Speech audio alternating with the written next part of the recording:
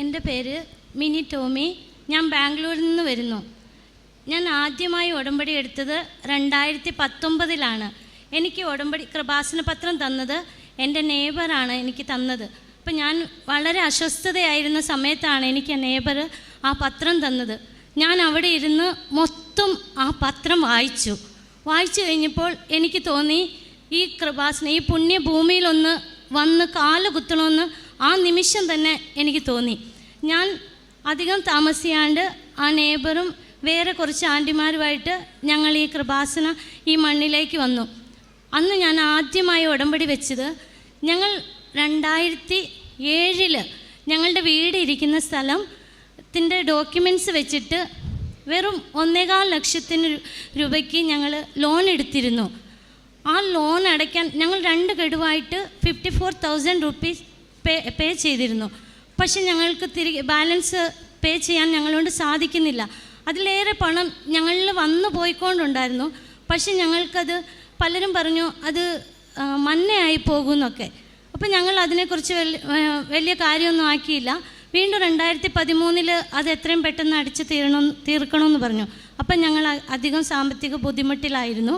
വീണ്ടും 2017 വീണ്ടും ലെറ്റർ വന്നു, നോട്ടീസ് വന്നു, എത്രയും പെട്ടെന്ന് അടിച്ച് തീർക്കണമെന്ന് പറഞ്ഞു. അന്നേരം ഞങ്ങൾക്ക് ഒരു ഇതും ഇല്ലായിരുന്നു. അപ്പം ഞാൻ ആദ്യമായിട്ട് ഇവിടെ വന്ന് ഉടമ്പടി വെച്ചിരുന്നത്, ഞാൻ കാല് കുത്തിപ്പോൾ ഞാൻ അമ്മയെ കണ്ടപ്പോൾ ഞാൻ അമ്മയോട് പറഞ്ഞതാണ്, ഞങ്ങളുടെ ഭവനം ഇരിക്കുന്ന ആ സ്ഥലത്തിൻ്റെ പേപ്പറാണ് ഞങ്ങൾ കൊടുന്ന് വെച്ചിരിക്കുന്നത്. അമ്മ എനിക്ക് എത്രയും പെട്ടെന്ന് അത് എടുത്തു തരാനുള്ള വഴികൾ ഒരുക്കി തരണമെന്ന്. ഞാൻ ഉടമ്പടി വെച്ചിട്ട് പോയിട്ട് അധികം ദിവസം താമസിയാണ്ട് തന്നെ ഞങ്ങൾക്ക് ബാങ്കിൽ നിന്നൊരു കോള് വന്നു. അപ്പോൾ അത്രയും നാൾ ആ ബാങ്കിലുണ്ടായിരുന്ന ഒരു കന്നഡ മാനേജറായിരുന്നു. ആ സമയത്ത് ഞങ്ങളെ വിളിക്കുന്നത് ഒരു മലയാളി മാനേജറാണ്, കണ്ണൂരിൽ നിന്ന് വന്ന ഒരു മാനേജറാണ് ഞങ്ങളെ വിളിക്കുന്നത്. ഞങ്ങൾ 2 പേരും, ഞാനും ഹസ്ബൻഡും ബാംഗ്ലൂരാണ്. പക്ഷെ ഞങ്ങൾ ആദ്യമേ ഇരുന്നത് മാംഗ്ലൂരാണ്. ഞാൻ ജനിച്ചു വളർന്നത് അവിടെയായിരുന്നു. ഞങ്ങളുടെ സ്ഥലത്തിൻ്റെ ഇതൊക്കെ വെച്ച് പേപ്പറൊക്കെ വെച്ച് ലോൺ എടുത്തിരുന്നത്. ഞങ്ങൾ അങ്ങോട്ട് ചെന്നു. അവിടെ ചെന്ന് മാനേജറെ കണ്ടപ്പോൾ ഒരു മാനേജറെ പോലെ അല്ലായിരുന്നു ഞങ്ങളോട് പെരുമാറിയത്. ഒരു സ്വന്തം സഹോദരനെ പോലെയാണ് ഞങ്ങളുടെ അടുത്ത് പെരുമാറിയത്. പുള്ളി ഞങ്ങൾക്ക് മാക്സിമം അത് ഞങ്ങൾ 54,000 അടച്ചിരുന്നു. പിന്നെ അത് മാനേജർ ഞങ്ങളോട് പറയുന്നത് 3,42,000 പേ ചെയ്യാനാണ് ഞങ്ങളോട് പറഞ്ഞത്. അപ്പം എൻ്റെ കയ്യിൽ ഉടമ്പടി കാശുരൂപം ഉണ്ടായിരുന്നു. ഞാൻ പ്രാർത്ഥിച്ചുകൊണ്ട് വിശ്വാസ പ്രമാണം ചൊല്ലിക്കൊണ്ട് തന്നെ ഇരുന്നു. അത് കഴിഞ്ഞ് മാനേജർ പറഞ്ഞു, എനിക്ക് മാക്സിമം എത്ര കുറയ്ക്കാൻ പറ്റും അത്ര ഞാൻ കുറച്ച് തരാമെന്ന് എന്ന് പറഞ്ഞു. 270 അതിനുശേഷം പുള്ളി ഞങ്ങളോട് പറഞ്ഞു, നിങ്ങൾ എത്രയും പെട്ടെന്ന് ഹെഡ് ഓഫീസിലേക്ക് ചെല്ല്, അവിടെ ഞാൻ വിളിച്ച് സംസാരിച്ചിട്ടുണ്ടെന്ന്. ഞാനും ഹസ്ബൻഡും പെട്ടെന്ന് തന്നെ ഹെഡ് ഓഫീസിലേക്ക് ചെന്നു. അവിടെ ആ മാനേജർ ഞങ്ങൾക്ക് വേണ്ടി കാത്തിരിക്കുന്നത് പോലെ തോന്നി. പെട്ടെന്ന് ഞങ്ങളെ അകത്ത് വിളിച്ചു, സംസാരിച്ചു കഴിഞ്ഞ് 270 ഉള്ളത് 220 അപ്പോൾ ഞാൻ പറഞ്ഞു, ഇല്ല സാറേ അത്ര അടയ്ക്കാൻ പറ്റത്തില്ല എന്ന് പറഞ്ഞു. ഇല്ല അതൊന്നും പറ്റത്തില്ല എന്നൊക്കെ പറഞ്ഞെങ്കിലും ഞങ്ങളോട് പറഞ്ഞു കുറച്ച് നേരം പുറത്തിരിക്കാൻ പറഞ്ഞു. ഞാനും ഹസ്ബൻഡും വിശ്വാസ പ്രമാണം ചൊല്ലി പ്രത്യക്ഷ പ്രാർത്ഥന ചൊല്ലിക്കൊണ്ട് തന്നെ ഇരുന്നു. വീണ്ടും അസിസ്റ്റൻറ്റ് മാനേജർ വന്നിട്ട് ഞങ്ങളെ വിളിച്ചിട്ട് പുള്ളിയോടൊന്ന് സംസാരിക്കാൻ പറഞ്ഞു. സംസാരിച്ച് കഴിഞ്ഞപ്പം അത് വെറും 1,25,000 രൂപയിലേക്ക് കുറച്ച് തന്നു. അപ്പം ഞങ്ങൾക്ക് ഒരാഴ്ച അവധി തന്നു. ഈ ഒരാഴ്ച അവധിയിൽ നിങ്ങളത് പേ ചെയ്യുവാണെങ്കിൽ ഓക്കെ, നിങ്ങളുടെ ഡോക്യുമെൻറ്റ്സ് എല്ലാം ക്ലിയർ ചെയ്ത് ഡോക്യുമെൻറ്റ്സ് തിരികെ തരാമെന്ന് പറഞ്ഞു. ഞങ്ങൾ ഒരാഴ്ചയ്ക്കുള്ളിൽ അതെല്ലാം തിരികെ അടയ്ക്കുകയും 1 മാസത്തിനുള്ളിൽ എല്ലാം ക്ലിയറാക്കി ആ പേപ്പർ ഞങ്ങൾക്ക് തിരികെ കിട്ടി.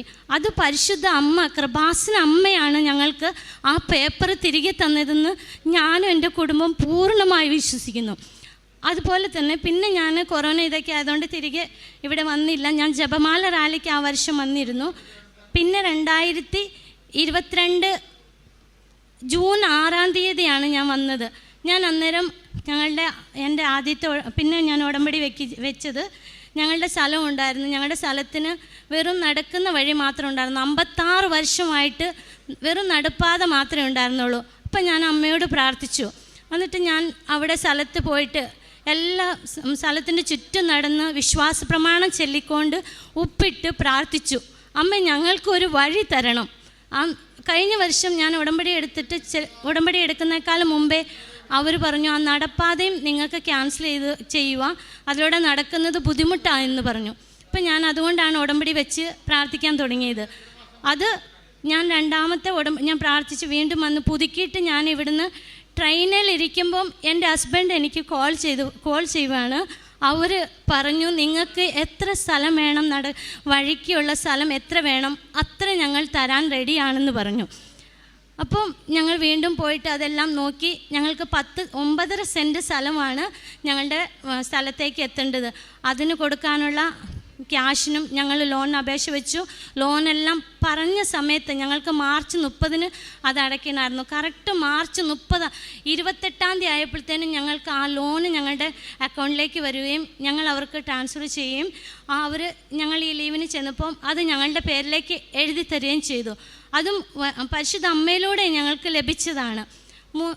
അടുത്ത സാക്ഷി എന്ന് പറഞ്ഞത് എൻ്റെ മകന് വേണ്ടിയിട്ടാണ്. എൻ്റെ മകൻ പഠിക്കാൻ വളരെ പിറകോട്ടായിരുന്നു. പ്രത്യേകിച്ച് ലാംഗ്വേജസ് പഠിക്കാൻ ഭയങ്കര ബുദ്ധിമുട്ടായിരുന്നു, കന്നഡ, ഹിന്ദി. അപ്പോൾ അവൻ്റെ ടീച്ചർ പറഞ്ഞു, മാം ഒരു കാര്യം ചെയ്യും, അവന് എക്സംഷൻ എടുക്കുക, അവന് ലാംഗ്വേജസ് വേണ്ട, ഒരു സർട്ടിഫിക്കറ്റ് മതി, മെഡിക്കൽ സർട്ടിഫിക്കറ്റ് മതി, അപ്പോൾ സബ്ജക്റ്റിലൊക്കെ അവൻ നല്ല സ്കോർ ചെയ്യുമല്ലോ എന്ന് പറഞ്ഞു. അപ്പം ഞാൻ ഉള്ളിൽ എൻ്റെ മനസ്സുകൊണ്ട് ഞാൻ ചിരിച്ചിട്ട് പറഞ്ഞു, ഈ മിസ്സല്ലല്ലോ എൻ്റെ മകനെ പഠിപ്പിക്കുന്നത്, ഞാൻ പരിശുദ്ധ കൃപാസന അമ്മയ്ക്കാണ് എൻ്റെ മകനെ ഞാൻ ഏൽപ്പിച്ചിരിക്കുന്നത്. ഞാൻ ഉടമ്പടിയിൽ വെച്ച് ഞാൻ പ്രാർത്ഥിക്കുന്നുണ്ട്. ഞാൻ ഒരു എക്സംഷൻ എടുക്കുന്നില്ല, ഒരു സർട്ടിഫിക്കറ്റും എല്ലാ സർട്ടിഫിക്കറ്റുകളും അമ്മ തന്നുകൊള്ളും. ഞാൻ ധൈര്യപൂർവ്വം ആ മിസ്സിനോട് അവിടെ നിന്ന് ആ സ്കൂളിലെ ഓഫീസിൽ തന്നെ നിന്ന് സംസാരിച്ചു. എൻ്റെ കയ്യിൽ ഈ കാശുരൂപം ഉണ്ടായിരുന്നു, ഉടമ്പടി കാശുരൂപം ഉണ്ടായിരുന്നു. ഈ കാശുരൂപത്തെ പിടിച്ചുകൊണ്ടാണ് ഞാൻ ആ മിസ്സിനോട് സംസാരിച്ചത്. റിസൾട്ട് വന്നപ്പം എൻ്റെ മകൻ നല്ല മാർക്കോടുകൂടി വിജയം നേടി. ഞങ്ങൾ ആഗ്രഹിച്ച അതേ കോളേജിൽ തന്നെ അവന് അഡ്മിഷൻ ലഭിക്കുകയും ചെയ്തു. പിന്നെ എൻ്റെ സാക്ഷി എന്ന് പറഞ്ഞാൽ എനിക്ക് മൈഗ്രെയിൻ ആയിരുന്നു. ഞാൻ പഠിച്ചുകൊണ്ടിരുന്ന സമയം മുതൽ എനിക്ക് മൈഗ്രെയിൻ ആയിരുന്നു. ഞാൻ അന്നേരം എല്ലാം മരുന്ന് കഴിക്കുമായിരുന്നു. പിന്നെ എനിക്ക് ഒട്ടും യാത്ര ചെയ്യാൻ പറ്റുന്നില്ല. യാത്ര ചെയ്യുമ്പോഴെല്ലാം ഛർദ്ദിക്കുകയും തലവേദനയും എപ്പോഴും അസ്വസ്ഥതയായിരുന്നു. ഞാൻ ഉടമ്പടിയിൽ വെച്ച് നിയോഗം വെച്ച് 6ാമത്തെ നിയോഗമാണ് ഞാൻ വെച്ചിരുന്നത്. ഞാൻ അതിനെക്കുറിച്ച് പ്രാർത്ഥിക്കുകയൊന്നും ചെയ്തില്ല. പക്ഷെ അതിനുശേഷം 2ാമത്തെ ഉടമ്പടിക്ക് ശേഷം ഇന്ന് വരെ എനിക്കൊരു തലവേദനയോ എത്ര യാത്ര ചെയ്താലും ഒരു ഛർദ്ദിയോ ഒരു അസ്വസ്ഥതയോ ഉണ്ടാകുന്നില്ല. അതെല്ലാം പരിശുദ്ധ അമ്മയിലൂടെയാണ് എനിക്ക് ലഭിച്ചത്. പിന്നെ എനിക്ക് ഉടമ്പടി എടുത്തതിന് ശേഷം ഞാൻ പെട്ടെന്ന് ദേഷ്യപ്പെടുമായിരുന്നു. ആ ദേഷ്യം എല്ലാം കുറച്ച് തന്ന് എനിക്ക് ശാന്തമായിട്ട്, ഞാനൊരു സ്കൂളിലാണ് വർക്ക് ചെയ്യുന്നത്, അവിടെ എല്ലാവരോടും എനിക്ക് ശാന്തമായിട്ട് പെരുമാറുവാനായിട്ട് എനിക്ക് സാധിക്കുന്നുണ്ട്. അവർ തന്നെ പറയും, മാമിൻ്റെ മുഖത്ത് നോക്കുമ്പോൾ തന്നെ ഞങ്ങൾക്ക് എന്തോ ഞങ്ങൾ സീരിയസ് ആയിട്ട് ചോദിക്കാൻ വരുന്നതാണ്, പക്ഷെ മാം ഇത്രയും ഇതായിട്ട് സംസാരിക്കുമ്പോൾ ഞങ്ങൾക്കൊന്നും പറയാൻ തോന്നുന്നില്ല എന്ന്.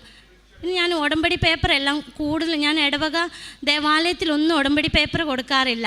ഞങ്ങളുടെ അടുത്തൊക്കെ കന്നഡ പള്ളികളും ഒത്തിരി വേറെ പള്ളികളൊക്കെ ഉണ്ട്.